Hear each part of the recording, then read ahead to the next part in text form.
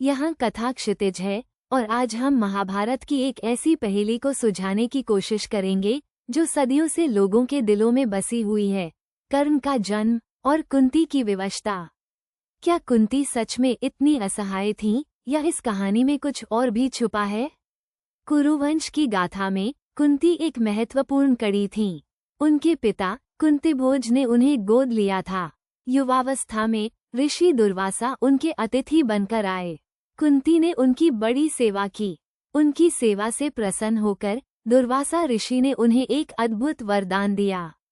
उन्होंने कुंती को एक ऐसा मंत्र दिया जिसके उच्चारण से वह किसी भी देवता का आह्वान कर सकती थीं और उनसे पुत्र प्राप्त कर सकती थीं। कुंती, जो स्वभाव से ही जिज्ञासु थीं, इस मंत्र की शक्ति का परीक्षण करना चाहती थीं। उन्होंने अकेले में सूर्यदेव का आह्वान किया। देखते ही देखते सूर्यदेव प्रकट हुए अपने तेज और आभा के साथ। कुंती भयभीत हो गईं, लेकिन तब तक बहुत देर हो चुकी थी। सूर्यदेव ने उन्हें समझाया कि मंत्र का प्रयोग करने के बाद वह अपनी जिम्मेदारी से पीछे नहीं हट सकती। सूर्यदेव के आशीर्वाद से कुंती ने एक तेजस्वी पुत्र को जन्म दिया। वह पुत्र कवच और कुंडल के साथ पैदा हुआ था, एक ऐसा योद्धा जिसकी बराबरी करना मुश्किल था। ये पुत्र और कोई नहीं, कर्ण था। अब यह दुविधा शुरू होती है। कुंती अविवाहित थीं और उस समय समाज में अविवाहित मां बनना एक बहुत बड़ा कलंक माना जाता था। लोक लाज के डर से और अपने परिवार की प्रतिष्ठा को बचाने के लिए कुंती ने कर्ण को एक मंजूषा में रखकर नदी में बहा दिया।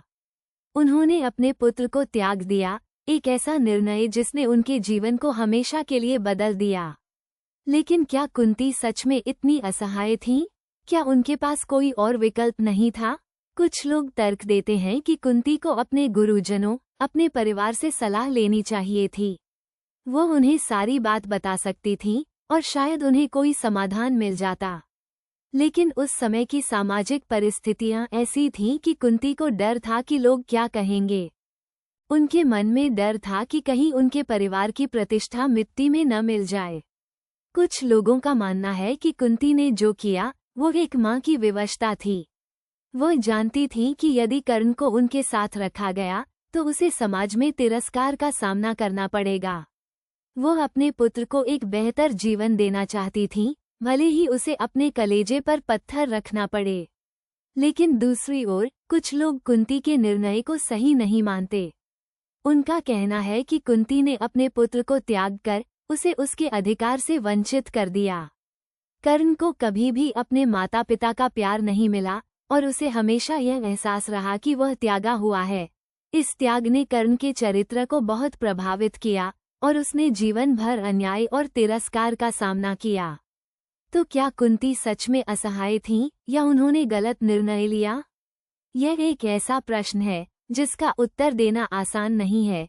यह एक जटिल नैतिक दुविधा है जिसके कई पहलू हैं। हमें कुंती की परिस्थितियों को समझना होगा, उस समय के सामाजिक परिवेश को देखना होगा और फिर ये तय करना होगा कि क्या उन्होंने सही किया या गलत।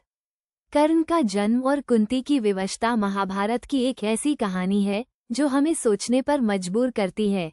ये हमें बताती है कि जीवन में हमेशा आसान विकल्प नहीं होते और कभी कभी हमें ऐसे निर्णय लेने पड़ते हैं जो हमारे जीवन को हमेशा के लिए बदल देते हैं।